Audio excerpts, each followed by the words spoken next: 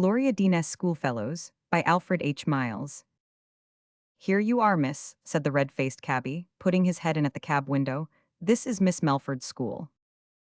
It was a large, many-windowed white house on Hertford Green, in sight of the famous spires of Silverbridge, and was for some 6 months to be both home and school to me, Gloria Denes. I was late in my arrival, and I was tired, for I had come all the way from Erlingham in the heart of Norfolk. And moreover, I was hungry and just a little homesick, and already wanted to return to the old homestead and to Uncle Gervase and Aunt Ducie, who had taken the place of my parents. The cabman gave a loud rat-a-tat with the lion-headed knocker, and in due course, a rosy-faced servant maid opened the door and ushered me in. Then she preceded me through a broad flagged hall, lit by crimson lamps, and as I went I heard a sweet and thrilling voice singing. The words naturally appealed to me, and I exclaimed, "How lovely, who is singing?" only to be told that it was Mamselle Narda, the music mistress. I thought of the nightingale which sang in our rose bush on summer nights at home, and found myself wondering what Mamselle was like. The next day I saw her Bernard Tours. She was a brown beauty, with dark rippling hair, soft dark eyes, and a richly soft complexion, which put one in mind of a ripe peach on a southern wall. She was of Spanish extraction, her father, a fruit merchant hailing from Granada, her mother from Seville. Narda's path had been strewn with roses, until a bank failure interrupted a life of happiness, and then sorrows had come in battalions. Mamselle had really turned her silver notes into silver coins for the sake of home, sweet home. This love of home it was which united Narda and myself. She told me all about the house at home, about her brother, Carlos and his pictures, and Mammon, who made point lace, and Alla Padrida, and little Nita, who was Doucette Belle. And I, in my turn, told her of the thatched homestead near the Broads, of the bay and mulberry trees, of Aunt Ducie's sweet, kind face, and Uncle Gervase's early silvered hair. And she called me little sister, and promised to spend her next vacation where the heron fishes and the robin pipes in fair and fresh East Anglia. But one May morning, when the lilacs in our playground were full of sweet-scented, purple plumes, a bolt fell from the blue. A letter came to Narda telling her of her mother's failing health, her father's apathy, her brother's despair. "It is enough," said Mamselle. "I see my duty. An impresario once told me that my destiny was to sing in public. I will do it for home, sweet home. I will be La Narda the singer, instead of Miss Melford's Mamselle. God who helps the blind bird build its nest will help me to save mine." There had been the first fall of the snow, and Ye Antientes City looked like some town in dreamland, or in fairyland, as Miss Melford's boarders, myself amongst the number, went through its streets and winds to the ballad concert in aid of Crumbleball Miss Charity, at which Mamselle, then La Narda, the cantatress, was announced to sing. We were naturally much excited. It seemed, as Ivy Davis remarked, almost as though we were all going to sing in public. We had front seats, quite near the tapestried platform from whence we took note of the audience. "Look, look," whispered Milly Reed eagerly. "The Countess of Jesmond and the house party at Cos have come to hear our Mamselle. That dark, handsome man next the Countess is Count Mirloff, the Russian poet, just think I." What more Milly would have said I really cannot say, for just then there was a soft clapping of hands, and La Narda came down the crimson steps of the justice room and advanced to the footlights.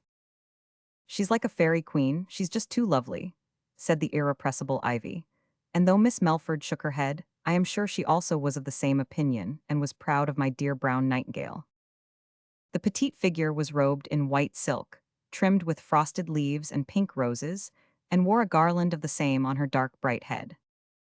Sang the sweet full voice, and we listened entranced. The next song was Robin Adair. Then came an encore, and as Narda acknowledged it, an accident occurred which, as the newspapers say, might have had a fatal termination. A flounce of the singer's dress touched the footlights, and the flame began to creep upwards like a snake of fire. Narda glanced downward, drew back, and was about to try to crush it out with her hands, when in less time than it takes to tell it, the Russian gentleman sprang forward, wrapped his fur-lined coat about her, and extinguished the flame. The poet had saved the nightingale, and Miss Melford's romantic girls unanimously resolved that he ought to marry her. And he did shortly after. Our sometime music teacher, who was good enough for any position, became a grand dame with a mansion in St. Petersburg and a country house in Livonia, She went to balls at the Winter Palace and was present at all the court ceremonies. Yet was she still our Narda. She sent us girls presents of Viennese bonbons and French fruit, bought Brother Carlo's paintings, sent petite Nita as a boarder to Miss Melford's, and studied under a great maestro. When a wee birdie came into the Russian nest, she named it Endora Gloria, and her happiness and my pride were complete. Then came a terrible blow. The Count, whose opinions were liberal, was accused of being implicated in a revolutionary rising. He was cast into prison and sent to the silver mines to work in the long underground passages for 20 years. Ivy Davis, who was very romantic, was grievously disappointed because the Countess returned to her profession instead of sharing her husband's exile. But there came a day and an hour when she honored as well as loved the cantatress, for she with heaven's help freed the Count and obtained his pardon from the Tsar. She herself shall tell you how she gained it. Read the letter she sent to me. Gloria, Alexis is free. He is nursing Endora as I write. When the officers took him from me, I felt half mad and knew not where to go. One morning, as I knelt by my little one's white bed, an inspiration came. Over the mantel was a picture of the Good Shepherd, and I clasped my hands and cried aloud. O bon pastor, help me to free thy sheep. And lo, a voice seemed to answer, Daughter, use the talent that you have. I rose from my knees knowing what course to pursue. I sought new opportunities for the display of my one talent. I was more than successful. I became Narda the prima donna, and won golden guineas and opinions. At last came my opportunity. I was to sing at Bayreuth in Wagner's glorious opera. I was to sing the Swan Song, and the Tsar was to be present. The house was crowded, there was row upon row, tier after tier of faces, but I saw one only, that of the Tsar in his box. I stood there before the footlights in shining white, and sang my song. The heavenly music rose and fell, died away and rose again, and I sang as I had never done before. I sang for home, love, and child. When the curtain fell, the Tsar sent for me, and complimented me graciously, offering me a diamond ring which I gratefully refused. Sire, I said, I ask for a gift more costly still. Is it, he asked, a necklace? No, sire, it is my husband's pardon. Give my little daughter her father back. He frowned, hesitated, then said that he would inquire into the matter. Gloria, he did, God be praised. The evidence was sifted, much of it was found to be false. The pardon was made out. Your nightingale had sung with her breast against a thorn, her song had been a prayer which heaven itself had heard. Her Christian name Estella Marie, her starry eyes and pale, earnest face, and her tall, lissom figure were the only beautiful things about Estella Keed. Everything else, dress, home, appointments, were exceeding plain. For her grandfather in whose house she lived was, though reputedly wealthy, a miserly man. He lived in a large and antique house, with hooded windows, in Mercer's Lane, and was a dealer in antiques and curios. And his popular sobriquet was Simon the Saver, Anglus Miser. Stella was the only child of his only son, a clever musician, who had allied himself with a troupe of wandering minstrels, and married a Spaniard attached to the company, and who, when he followed his wife into the silent land, bequeathed his little girl to his father, beseeching him to overlook the estrangement of years and befriend the orphan child. She inherited her name Estella from her Spanish mother, but they called her Molly in her new home. It was part of her discipline. Simon Keed had accepted, and fulfilled the trust in his own peculiar way. That is to say, he had sheltered, fed, and clothed Estella, and after some years' primary instruction in an elementary school, had sent her to Miss Melford's to complete her studies. Farther than this he had not gone, for she was totally without a proper outfit. In summer her patched and faded print frocks presented a pathetic contrast to the pink and blue cambrics and floral muslins of the other girls. And in winter, when velvets and furs were in evidence, the contrast made by her coarse plain serge and untrimmed cape of Irish frieze was quite as strong. Indeed, her plainness was more than Quakerish. It was Spartan. She was totally destitute of the knickknacks so dear to the girlish heart, and though she had grown used to looking at grapes like Reynard in the fable, I am sure she often felt the sting of her grandfather's needless, almost cruel, economy. This was evidenced by what was ever after spoken of by us girls as the garden party episode. Near the old city was a quaint and pretty village, one famed in local history as having in teacup, Georgian, times been honored by a visit by Mrs. Hannah Moore, who described it as Arcadian. It had a fine, well-timbered park, full of green hollows in which grew the Rath primrose, and which harbored a large Jacobean mansion, occupied at the period of this story by Dr. Tempest as a boys' preparatory school. And as Mrs. Tempest was an old friend of Miss Melford's, the senior pupils, both boarders and day scholars, were always invited to their annual garden or breaking up party, which was held in the lovely park. Stella, as one of the senior girls, was duly invited, but no one deemed that she would accept the invitation, because her grandfather had been heard to say that education was one thing and frivolity another.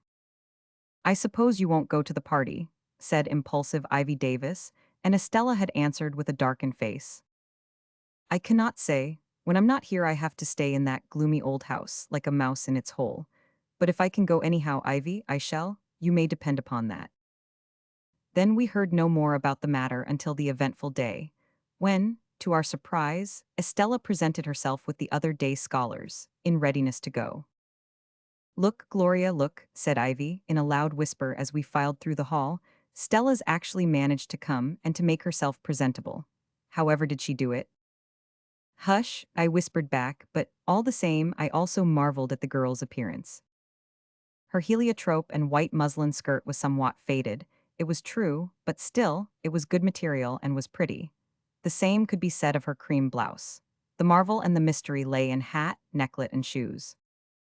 The hat was of burnt straw, broad-brimmed, low-crowned, and of the previous summer's fashion. It was simply trimmed with a garland or band of dull black silk, and large chew of the same, all of which might have been fresher. But in front was an antique brooch, or buckle, of pale pink coral and gold, which was at once beautiful and curiously inconsistent with the rest of the costume. Round Estella's throat was a lovely gold and coral necklace, and her small, worn shoes boasted coral and gold buckles.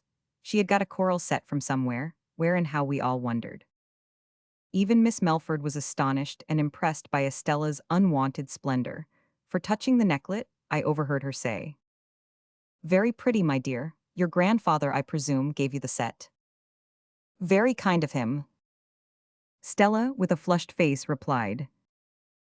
"He did not give it, ma'am," and the matter dropped. Miss Melford and I presumed that Mr. Keede had simply lent his granddaughter the articles, which likely enough belonged to his stock of antiquities, for the day.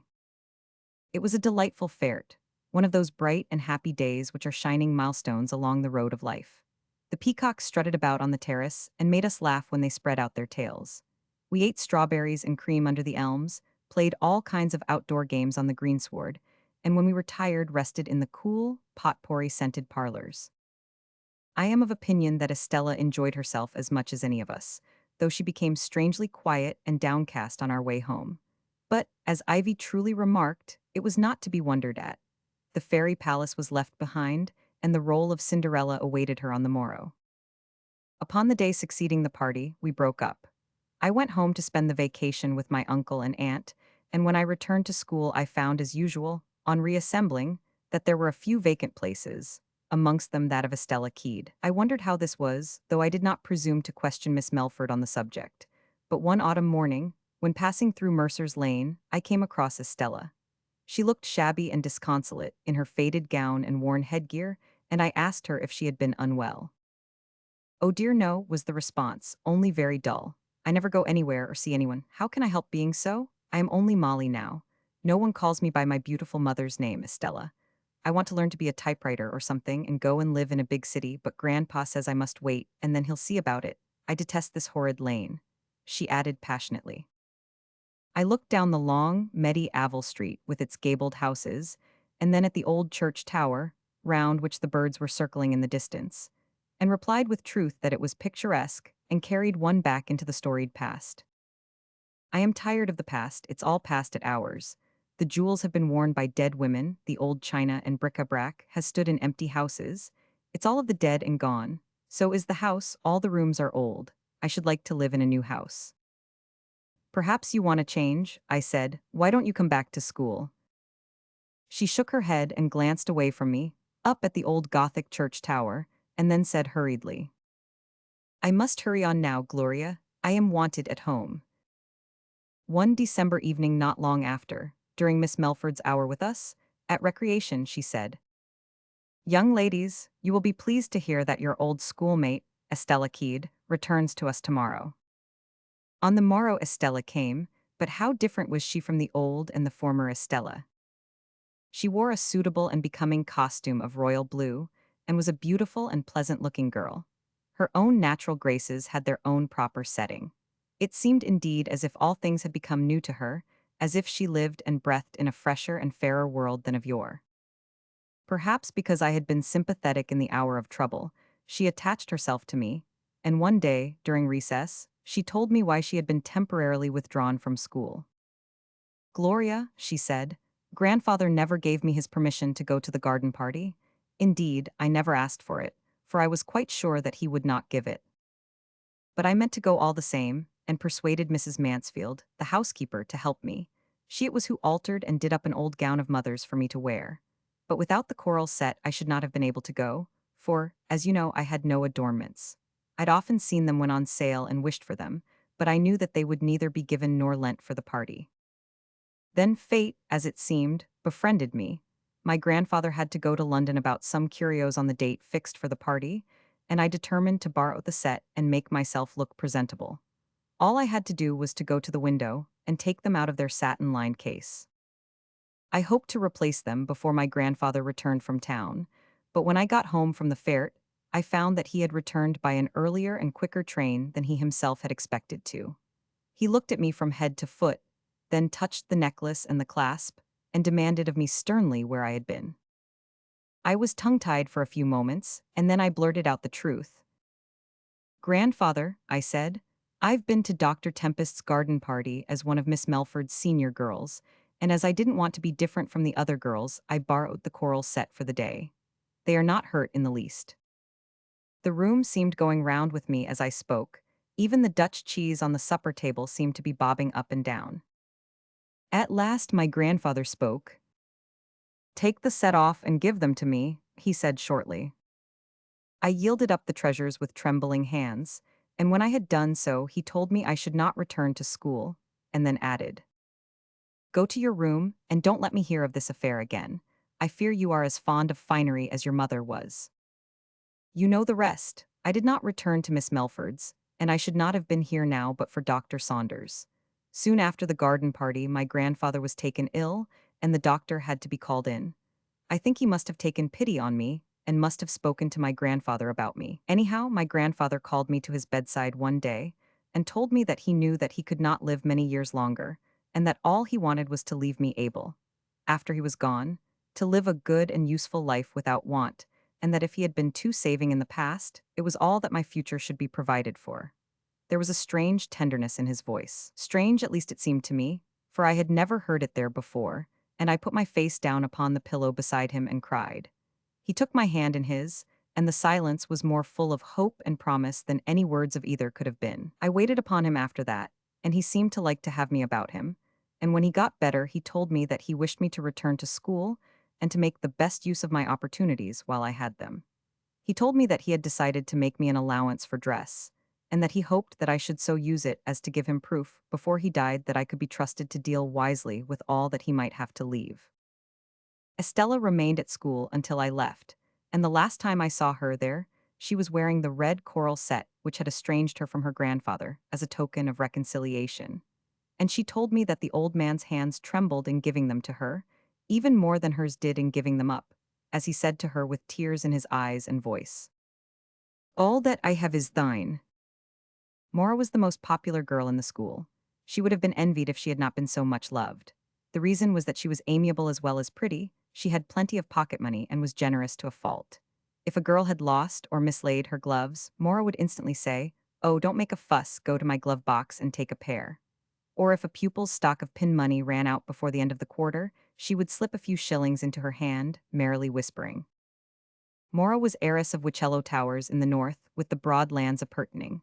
She was an orphan, her nearest relative being her uncle, a banker, who was her guardian and somewhat anxious about his charge. So anxious indeed that he sometimes curtailed her allowance in order to teach her prudence. "Maura, my dear, waste is wicked even in the wealthy. You need wisdom as well as wealth," said Miss Melford to her one day. And indeed she did, for sometimes the articles she bought for others were singularly extravagant and inappropriate. When Selina, the rosy-cheeked cook, was married from the school, the teachers and pupils naturally gave her wedding presents. My gift took the form of a teapot, Margot's of a dozen of fine linen handkerchiefs, and the others, with the exception of Mora, of things useful to a country gardener's wife.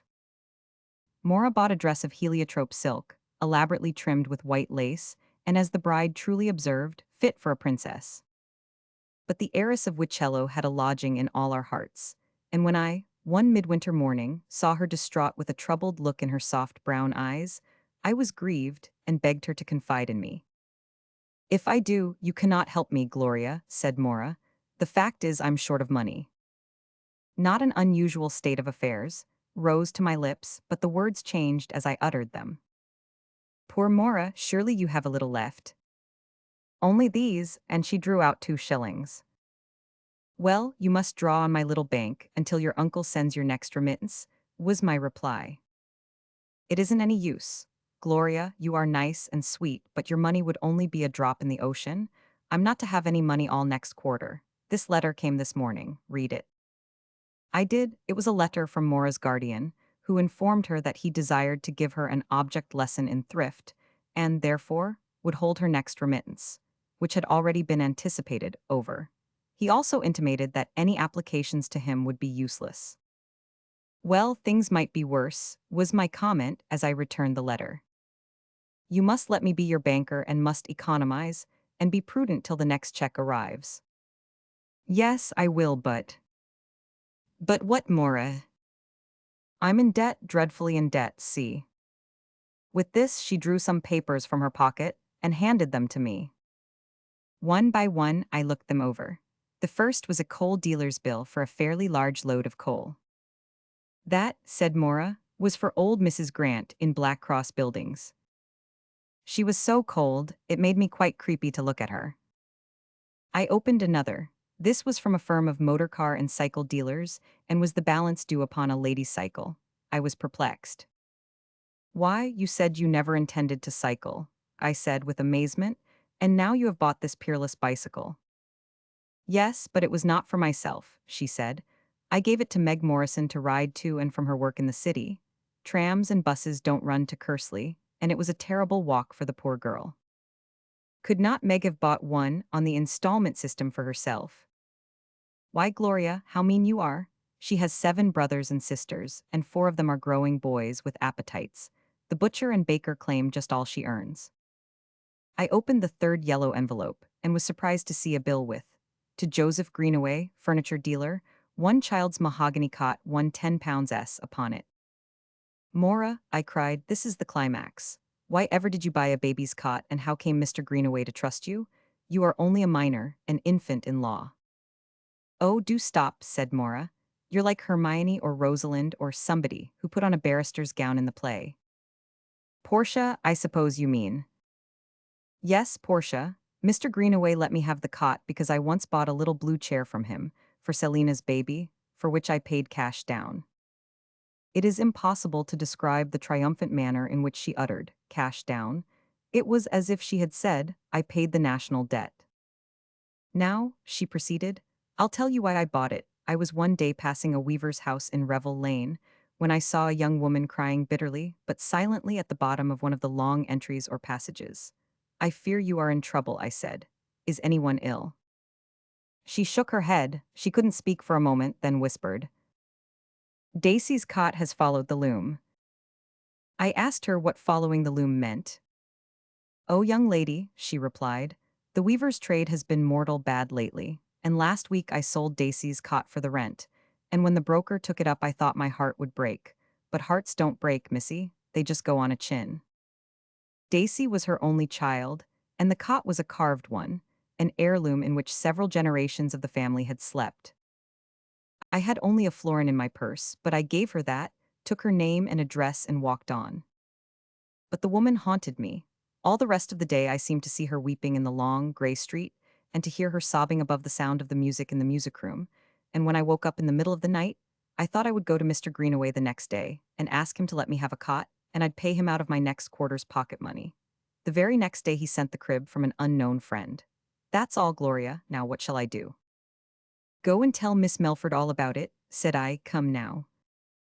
Mora shrank from the ordeal, but in the end I persuaded her to accompany me to the cedar parlor, where the lady principal was writing. A wood fire burned cheerily on the white marble hearth, and the winter sunlight fell brightly on the flower stand full of flowers, amidst which the piping bullfinch, Puffball, hopped about. Miss Melford, with her satin brown hair and golden brown silk dress, was a pleasant figure to look upon as she put down her pen, and said sweetly, "Well, girls, what is it?" Mora drew back and was silent, but I was spokeswoman for her, and when I concluded my story, there was silence for a few moments. Then Miss Melford rose, and putting an arm round Mora's shoulders gravely, but at the same time tenderly in her own sweet way, pointed out the moral of the situation, and then added, "You shall accompany me to see the people who have generously, if unwisely, allowed you to have the goods, and I will explain matters and request them to wait." Mora was a quiet, subdued girl for a time after this, but a few days later she knocked timidly at Miss Melford's door. Miss Melford was alone and bade her enter. Once in the room, Mora hesitated and then said, "Please, Miss Melford, may I ask a favor?" "Certainly, my dear, what is it?" "If I can find any right and honorable way of earning the money to pay the bills with, may I do so?" "Assuredly," said Miss Melford, "if you will submit your plan to my approval. But, Mora, I am afraid you will find it is harder to earn money than you think." "Oh yes, I know money is hard to get and very, very easy to spend. What a queer world it is," was Mora's comment as she left the room.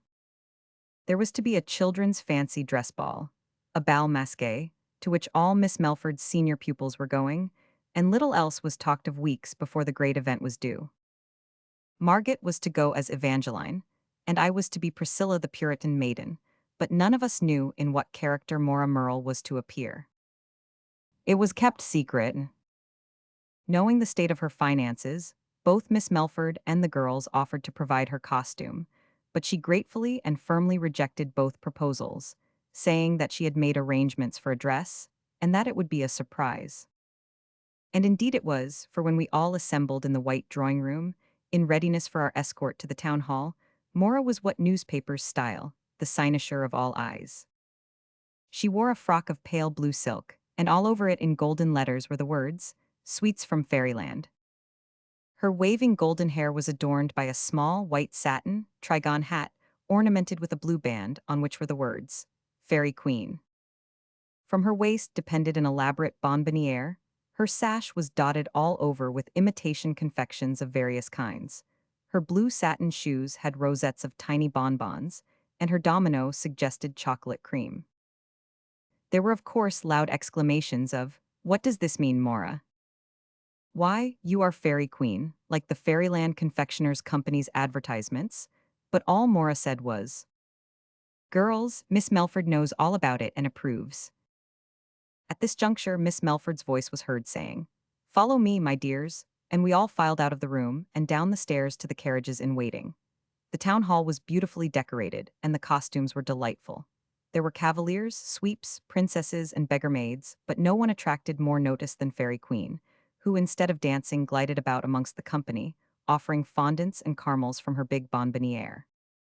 The young guests laughed as they ate the sweetmeats, and rallied her upon the character she had chosen. "Why have you left Fairyland?" asked a musketeer, and Fairy Queen replied, "Because I want you all to have fairy fare." "Won't you dance, Fairy Queen?" asked Bonnie Prince Charlie persuasively, but Fairy Queen curtsied and answered, "I pray you excuse me, I'm on duty for the company in Wavern Square." I guessed that there was something behind all this, and the sequel proved my conjecture true. For when the bal masqué was a golden memory, Mora came to me with a little bundle of receipted bills in her hand, saying, "Look, Gloria, Fairy Queen paid these." I was with Ivy in a confectioner's one day when the mistress told us that a member of the newly started firm of sweetmeat manufacturers, who traded as the Fairyland Company, had said that he wished he had a daughter who could go to the ball as Fairy Queen and exploit his goods. I thought to myself, well, Mora Merle could do it, and I went to the company and offered to undertake the duty, subject, of course, to Miss Melford's permission. They said they would give me a handsome sum and provide the dress, and I wrote to Uncle Felix and begged him to let me have his sanction. His answer was, "The money will be honestly earned, earn it." So I did. The company were much pleased with me, and here are the receipted bills. I need hardly tell you how much I enjoyed being what a newsboy in the street called me, the little chocolate girl. Mademoiselle Margate, Professor Revere's daughter, who has come to share your English studies, girls, said Miss Melford, presenting a tall, clear-complexioned, sweet-faced girl one May morning on the opening of school. The newcomer bowed gracefully, and then took a vacant seat next to me, and we all took good-natured notice of her, for her black frock was worn for her newly lost mother, and her father, our popular French master, was in exile, who for a supposed political offense had forfeited his estate near La Ville Senante, as the old city of Avignon is often called. Margate would have been une grande demoiselle in her own country had not Monsieur fallen under the displeasure of a powerful cabinet minister during a change of regime, and Miss Melford's girls were of opinion that the position would have suited her, and she the position. Mademoiselle Margate soon interested us all, not only in herself, but in her antecedents and prospects. She was never tired of talking of her old associations, and that with an enthusiasm that aroused our sympathy and inspired our hopes. Picture to yourself, she would say, Mone Dacier on a summer's day, the lawns spreading out their lovely carpet for the feet, the trees waving their glorious foliage overhead, the birds singing in the branches, the bees humming in the parterre, and the water plashing in the fountains. Mammon loved it as I did, and the country people loved us as we loved them. Mammon used to say, "A little sunshine, a little love, a little self-denial, that is life." Even had we been poor there, walked instead of ridden, ate brown bread in lieu of white, we should have been amongst our own people. But now. Then we would all crowd round her and spin romances about the Prince Charming who would come her way, and present her with Mone Dacier, with all its dear delights, and with it, his own hand. Margate's failing was a too sensitive pride. She was proud both of and for the professor. She could not forget that he was, as she would say, un grand gentilhomme, that his ancestors had fought with Bayard and Turenne, had been gentlemen in waiting to kings, had wedded women who were ladies of the court. I discovered this slight fault of my darling's on one occasion in this way. As we girls were going our usual noonday walk, we came to a large, red brick house, standing alone in its own grounds. It was not a cottage of gentility, but a place which an estate agent would have described as a desirable mansion. Everything about it mutely but eloquently said money. Big glass houses, big coach houses, big plate glass windows, spacious gardens, trim lawns, etc., etc., etc. As the school filed past, an elaborate barouche drew up to the iron gateway, and a lady, who was about entering it, stared at our party and then looked keenly at Margate. She was a pretty woman, blonde, with a mass of fluffy, honey-colored hair and a cold, pale blue pair of eyes. Her costume was of smooth, blue-gray cloth, the flowing cloak lined with ermine, and her hat a marvel of millinery. Indeed, she presented a striking contrast to the professor's daughter in her plain, neat black coat and frock, and small toque with its trimming of white narcissi, and I cannot say that I was favorably impressed by the unknown. She was far too cold and purse-proud looking to please me. After a close and none too polite scrutiny, the lady bowed, approached, and held out her hand. "Good morning, Miss Revere," she said graciously, yet with more than a suspicion of patronage. "I trust the professor is well," and without waiting for an answer, "And your mother? We have been so busy entertaining that I have been quite unable to call or send. However, tell her that I am going to send for her to Bellevue, the very first day I'm alone, the very first." We two girls were alone, the rest having gone on with Fraeline Schwartzy, and there was silence for a moment, during which the lady turned toward her well-appointed carriage. Then Margate spoke with some asperity, though I heard the tears in her silvery voice. "Mrs. Seawood," she said, "there is no more need to trouble. Mammon has gone where no one will be ashamed of her because she was poor." The lady turned a little pale and expressed herself as shocked, and then, having offered some cold condolences, spoke to the coachman. And as we passed on, we heard the quick rattle of the horse's hoofs as the barouche rolled down the long drive. There are times when silence is golden, and this was one. I did not speak until we came to a five-barred gate, on the topmost rung of which Margate laid her arms, bent her head, and sobbed like a little child. I put my arm round her neck to comfort her. "Margate Sherry," I whispered, "tell me why you weep." It appeared that the professor had been used to teach the little delicate son of the purse-proud lady, and that he had taken great interest in the little fellow, both on account of his backwardness and frail health. After he died, said Margaret, his mother seemed grateful for these small kindnesses and called upon us. Sometimes she sent the carriage for Mammon to spend a few hours at Bellevue, but always when the weather was unpleasant. Then, you see, I used to go to the Seawoods for my mother, take bouquets of violets, Easter eggs, and other small complimentary tokens of regard, and Madame would exclaim, "How sweet!" or "How lovely!" but always in a patronizing manner. I only told the "How sweet!" and "How beautiful!" to Mother because she used to look wistfully at me and say how glad she was that I had some English friends. Once, I remember, I was passing Bellevue at night with Papa. It was a cold, January evening with snow falling, and we shivered a little. They were giving a grand party. The house was lit up like an enchanted palace, and Papa, who is often as sweetly simple as Don Quixote, said, "I cannot understand why your friends have overlooked you, petite. You could have worn the little gray frock with blue trimmings, eh?" They never understood how hollow a friendship it was. They could not realize that others could display a meanness of which they themselves were incapable, and I suppose it was only my own proud heart, less free from the vanity of human weakness than theirs, which made me detect and resent it. And so, I had to endure the misery of this proud patronage and let my parents think I was enjoying the friendship of love. To be proud and dependent, Gloria, is to be poor indeed. But I must conquer my pride, if only that I may conquer my poverty, and as Miss Melford told us at Scripture this morning, he that conquers his own proud heart is greater than he that taketh the city. Then she linked her arm in mine and said, "The good God has allowed me to become poor, but he has given me one talent. I can paint. And if only for Papa's sake, I must overcome evil with good and try to win a victory over myself." Miss Melford and a chosen party of the senior girls, of whom I was one, stood in our beautiful art gallery, attentively studying a watercolor on the line. The picture was number in the catalogue, was called Palm Bearers, and was painted by Miss Margaret Revere, our Margaret, the girl who had been my classmate, whom I had loved as a sister. The scene portrayed was a procession of early Christians entering an eastern city at Eastertide. There were matrons and maids, golden-haired children and white-haired men, all bearing green palm branches, under an intense cerulean sky. "Well done, Margaret," said Miss Melford softly, with a suspicious dimness in her eyes, and there was a general chorus of approval from all beholders. Margaret, who was much older than I, had left school long since, had studied, worked, copied in the great art galleries, exhibited and sold her works.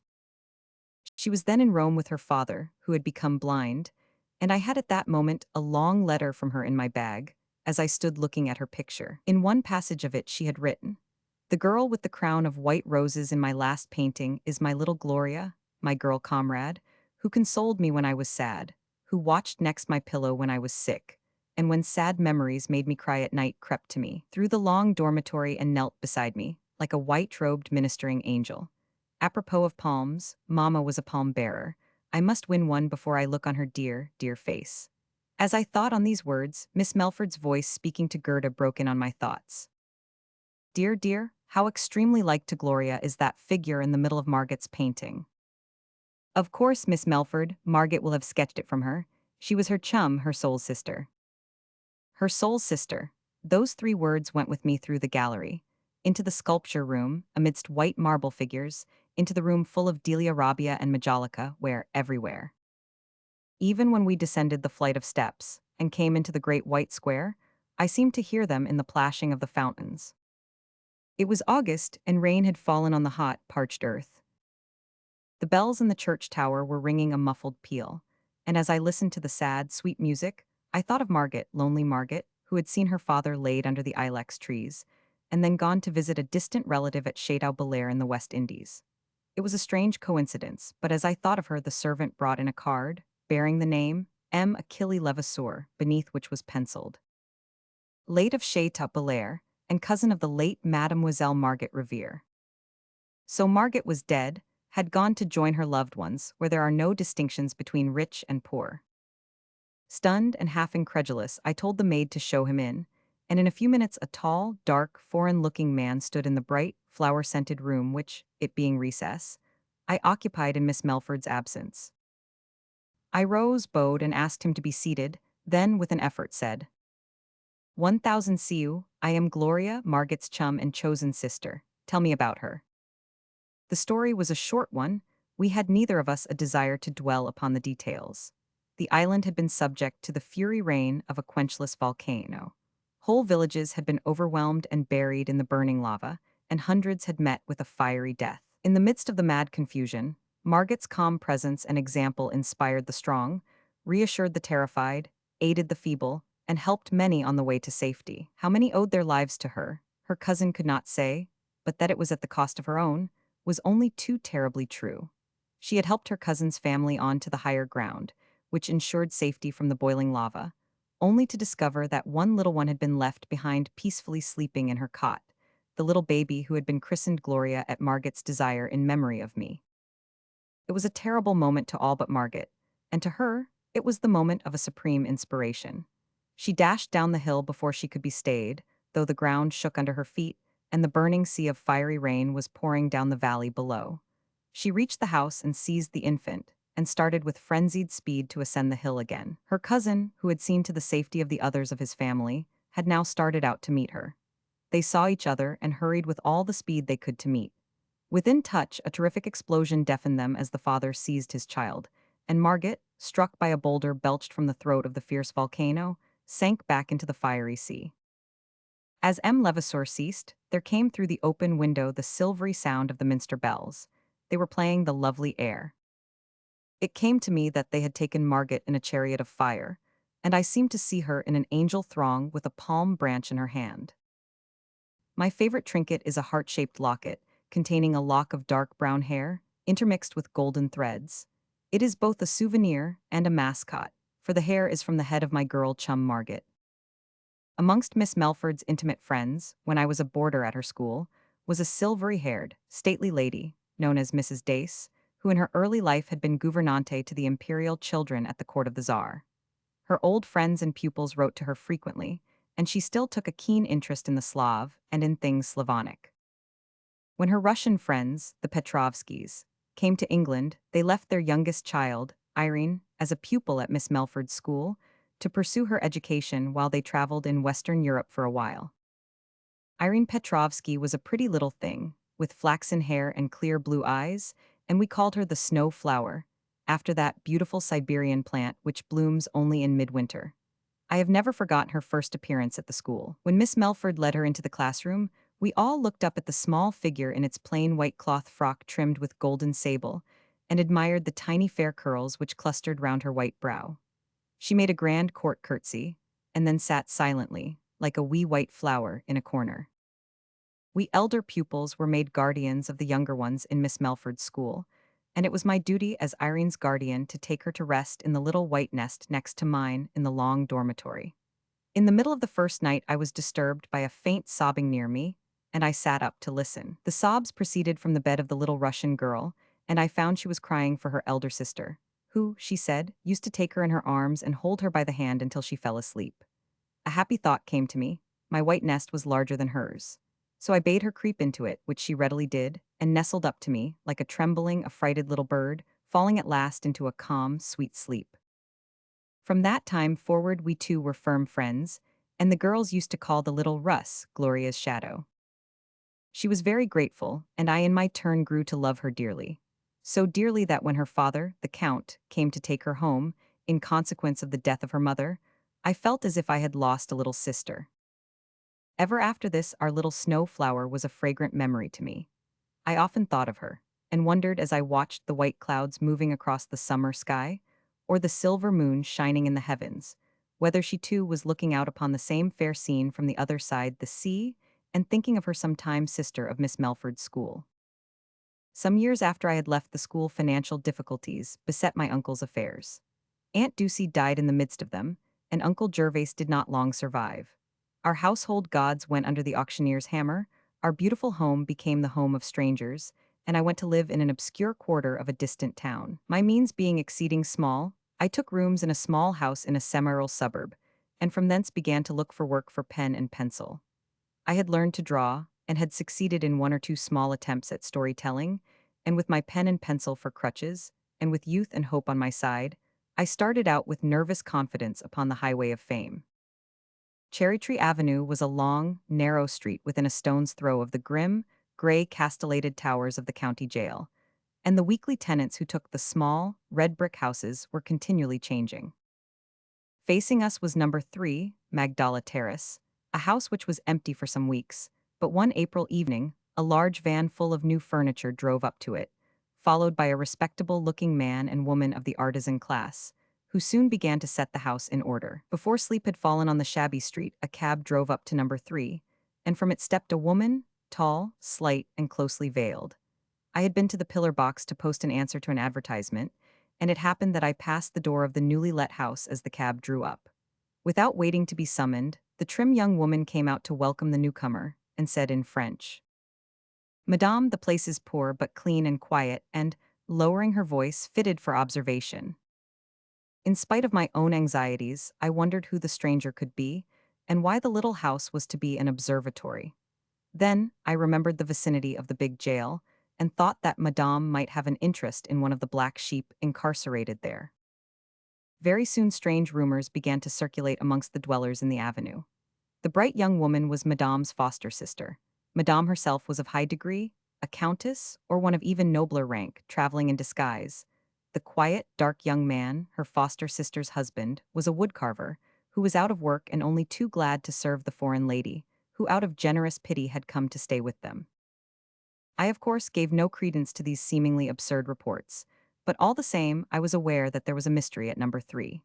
The lady was young, beautiful, and distinguished looking. She had dark, pathetic, haunting eyes, which reminded me forcibly of other eyes I had seen, but when and where I could not recall. And though her dresses were dark, they were chic. The word Paris was writ plain on all her toques. Madame made no friends, and it was clear from the first that she desired to be undisturbed, at any rate by her neighbors. Every now and again there were visitors at No. 3, but these were strangers, foreign-looking visitors, cloaked, swarthy and somber men who came and went, one of whom I overheard say in French as he flicked the ash from his cigar, "Chut! The rat keeps in his hole, he will not stir." At Maytime, in the early gloaming, the foreign lady and I met in the narrow street. We met face to face and passed each other with a slight bow of recognition. A moment after I heard soft, hurried footfalls, and the strange lady was by my side. She held out an envelope addressed to me, saying, "Pardon me if I mistake not, you dropped this, is it not so?"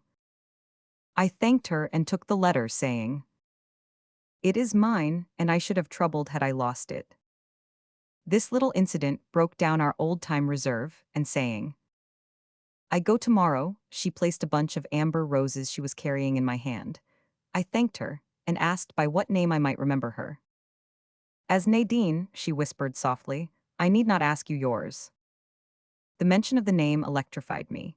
Here was I bidding farewell to Nadine, whose little sister Irene, our sweet snow flower, I had loved and lost at the old school far away. Nadine noticed my excitement and, putting her finger to her lips, cautioned me to silence, but I was not to be denied. "Irene," I said in a whisper, "Irene, where is Irene?" "Hush," she said, taking me by the arm and drawing me in at the open doorway of number 3. "Speak of it not again. Irene fell a victim to our cruel Russian laws and lies beside her husband among the snow tombs of Siberia." The next morning the strange, dark house was empty. The woodcarver and his wife and the beautiful Nadine had vanished with the shadows of the night. It was between the lights. I was looking down the dingy street from behind the curtains of my little window at the postman, who was working his way slowly from side to side, delivering his messages of hope and fear, and was wondering whether I was among those to whom he bore tidings of joy or sorrow. I had few correspondents and no expectations, and so it was with surprise that I saw him ultimately turn in at our little garden gate and place a letter in our box. I was not long in breaking the seal, and it was with real delight and surprise that I discovered that it was from my old schoolfellow, the generous and sometimes extravagant Mora. It ran thus: Wicello Towers, October 3rd. My dear absurd little Gloria, why have you hidden away from your friends so long? Was it pride, self-styled dignity? Never mind, I have found you out at last, and I want you to join our house party here. We have some interesting people with us of whom you can make pencil sketches and pen pictures. They call them cameos or thumbnails, do they not? Amongst them are the beautiful Princess Mylantine, who wrote, "Over the Steps," and the famous Russian general Loris Trakov. The change will do you good. Name the day and time of your arrival, and I will meet you at the station. There are surprises in store for you, but you must come if you would realize them. Your affectionate Mora. I put by the missive and meditated over the pros and cons. My wardrobe would need replenishing, and I had none too much money to spend. I could manage this, however, but there arose another question. I was a worker.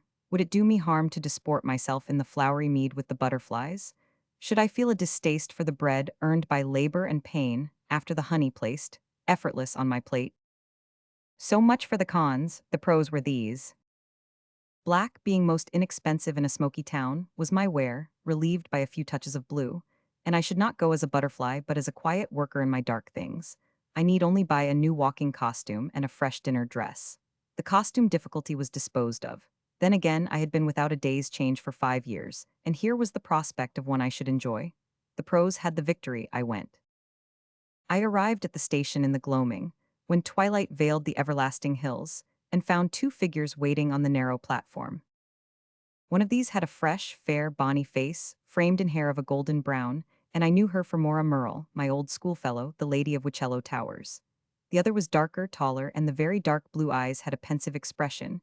She could have posed as a study for Milton's Il Penseroso, and I did not recognize her for an instant, and then I exclaimed, Not Stella." "Yes, Stella," said Mora. Our own beautiful Estella and the miser's heiress came forward and kissed my first surprise away. As she did so, I noticed that she was wearing the beautiful coral set which had wrought the tragedy of her school days. We had naturally much to say to each other, and as we walked towards Wichello Towers together, Mora said, "You have worked and suffered, Gloria, since we were last together. You look thoughtful, are graver, and there are violet circles under your eyes which used to be so merry." "Yes," I said, "I've had to fight the battle of life for myself since I left school, but it makes the more welcome this reunion with my old schoolfellows." "Speaking of them," interposed Mora, "we have Princess Mylantine staying with us, little Irene's sister. I left her doing the honors on my behalf when I came to meet you." This then was the second surprise in store for me. Neither of my companions had the slightest idea how great a surprise it was. Naturally, we had much to talk of during our walk up to the towers. Miss Melford had passed away, and one or two of my old companions had followed her across the border. Irene was, of course, one of them, but I took the news of her death as though I had not heard it before. I had not heard of Miss Melford's death previously, and the angel of memory came down and troubled the waters of my soul, so I was silent for a time. The silence was broken by Mora saying, "There is something painful, if not tragical, connected with Irene's death, of which the princess refuses to speak, so the subject is never mentioned to her." And then, as if to change the subject, she added, "I have named my little daughter Cordelia after Miss Melford, but we call her Corey." As she spoke, we came in sight of the towers, a large, four-winged mansion, with pepper-box turrets, oriel windows, a square lawn, and many tree-lined walks. "Home," said Mora, and in a few minutes I found myself in the large warm hall, bright with firelight and sweet with autumn flowers. Standing by a table and turning over the leaves of a book, stood a graceful woman in fawn and cream, who turned round upon our entrance, saying, "There is tea on the way, you will take some." "Thank you, Princess, yes, directly we come down," said Mora, and then she added, "See, I have brought an old friend to see you, Gloria, Princess Mylantine." The foreign lady held out her hand, and as I took it I found myself almost involuntarily murmuring, "Nadine."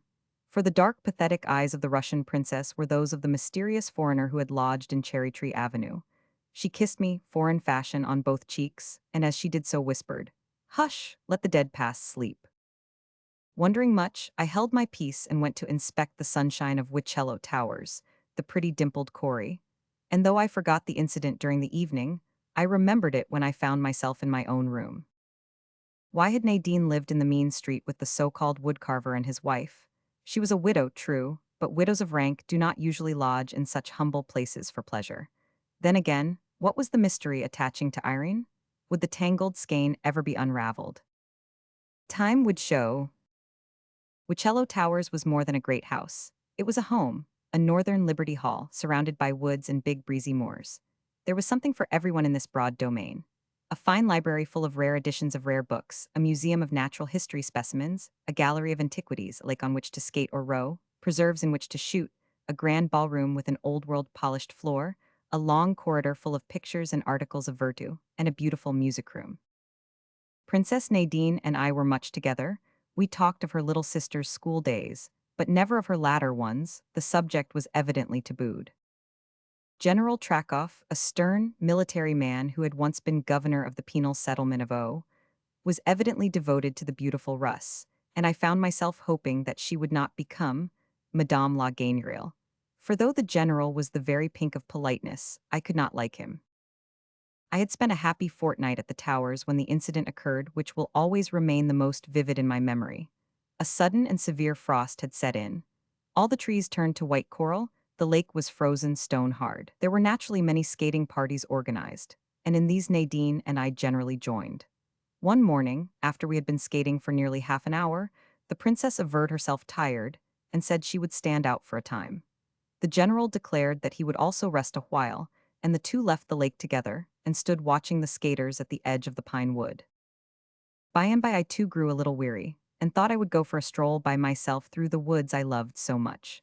The air was fresh and keen, squirrels jumped about in the trees, and the stormcock sang blithely. Through an opening in the glade, I saw the princess and the general chatting en tête-à-tête. As I came up, the former was saying, in a tone of earnest raillery, "Now, tell me, General, is there nothing you regret doing, or having allowed to be done, when you were administrator of O?" She spoke with a strange, almost tragic, earnestness, and when her companion replied, "No, on my honor, Princess," she bowed gravely. A moment later, with a careless laugh, she opened a gold bonbonniere full of chocolate caramels and held it temptingly towards him. He hesitated, and as he did so, I put my arm through the branches and with a playful, "By your leave, Princess," attempted to help myself. Nadine started and closed the box with a snap, a strange pallor coming over her white, set face. The general looked gravely at her, and then, raising his hat with a "till we meet again," walked leisurely away. I must own to being slightly offended. I was childishly fond of chocolate, and the act seemed so inexplicably discourteous. We walked to the house in silence, neither of us speaking, until we reached the side entrance. Here the princess paused by the nail-studded oaken door and said, "There will come a day when things done in secret will be declared upon the housetops. Then, if not before, you will know the secret of the gold bonbonniere. Say, forgiven, Nadine." And I said it with my hand in hers. How glad I was afterwards that I had done so. Throughout the great house of Wicello Towers there was a hush. Soft-footed servants went to and fro, all the guests save Estella, and I went away with many condolences. The Princess Nadine was passing away in the room overlooking the pine woods. She had been thrown from her horse whilst hunting with the Wicello hounds, and the end was not far off. I was sitting in the library with a great sadness in my heart, when the door opened, and Canon Manningtree, the white-haired rector of Wicello, came into the room. "Miss Denes," he said gravely, "in the absence of a priest of the Greek Church, I have ministered to Princess Mylantine. She is going to meet a merciful Savior who knows her temptations and the singular circumstances in which she has been placed. She desires to see you. Do not excite her. Speak to her of the infinite love of God. Will you please go to her now?" Weeping, I went. Sitting beside the sufferer was Mora, who rose when I came in and left us two alone, save for that unseen angel who calls us to the presence of our God. The princess looked at me with her beautiful, wistful eyes, as she had looked when she gave me the amber roses in the narrow street. "Gloria, little sister, I am going to tell how Irene died." "No, no, not if it distresses you." "I would rather tell you. Listen, I have not much time to speak. As you know, we are of a noble Russian family, and Irene and I were the only children. I was 10 years older than Irene and was educated in France. She came to England and was your schoolmate. I was passionately fond of the child I had seen an infant lying in her pink-lined cot, and when she came out and married Prince Alex Laskin, I prayed that God's sunshine might light on my darling's head. Then, I myself married and traveled with my husband in all kinds of strange, out-of-the-way places, in one of which he died, and I came back to St. Petersburg, a childless, lonely widow. But there was no Irene. Her husband had been implicated in a plot and had been sent to one of the most desolate places in Siberia, and my sister had voluntarily accompanied him. When I heard this, I never rested until I too was en route to Siberia. I wanted to take Irene in my arms and to console her as her dead mother would have done. Was a fearful place, just a colony of dreary huts by the sea. Behind were the wolf-infested forests. In the midst of it, the frowning fortress prison. When I showed my ukase and demanded to see my relations, they simply showed me two graves. Irene and Alex rested side by side, in the silent acre, and an exile told me how they had died. Alex had been outed for refusing to play the part of Judas and had passed away in the fortress. Irene was found dead inside their small wooden hut, kneeling beside her bed. Her heart had broken. My little snowflower had been crushed under the iron heel of despotism. He by whose mandate this iniquity was done was General Loris Trakoff, the governor of the province. I was turned to stone by Irene's grave, and afterwards became a partisan of the nihilists. Night and day, I pondered upon how I could be revenged upon Trakoff, and at last fate seemed to favor me. The general, so it was reported, was coming to visit a former friend of his. I made up my mind to be there also, and to shoot him if opportunity served. So, two members of our society, a young mechanic and his wife, rented a house in Cherry Tree Avenue, to which I came, and whilst waiting for my revenge, I became acquainted with you. She paused, whispered, the restorative, and I gave her the medicine. The sweet, faint voice spoke again. I knew that you were Irene's friend because I saw your name upon the letter that I picked up, and I loved you, Gloria, and was sorry for you. I laid my cheek next hers. Dear, I knew it and was fond of you. Fond of the nihilist princess, my little English Gloria, 'tis a strange world. After all, the general did not come, and then we all left. I bided my time. No outsider knew me for a revolutionaire, so I mixed in society as before and accepted the invitation to Uccello, on purpose to meet him here. The bonbonniere was filled with poisoned caramels, prepared by a nihilist chemist, and it was my intention to destroy myself after I had destroyed my enemy. I gave him one chance. I asked him if he repented of anything, and he answered no. At the great crisis, your little hand, as a hand from another world, as Irene's hand might have done, came between us. Your coming saved him. I could not let you share his fate. Oh, thank God, I said. Nadine, tell God that you are sorry, that you repent your dreadful purpose. I do, she whispered. Lying here I see all the sins, the errors, the mistakes. I do not despair of God's mercy, though I am myself deserving of his wrath. Irene used to tell me that when she fell asleep in the new world of school life, it was in your arms. Put them round me, Gloria, and let me fall asleep. I placed my arm gently, very gently, under her head, and then sat very still. I heard the big clock in the clock tower slowly and distinctly strike the hour of 12. I saw the pale lips move and heard them murmur. Agnus Dei, qui tollis peccata mundi, miserere mei. But save for this, all was silence, and in the silence Princess Nadine slept.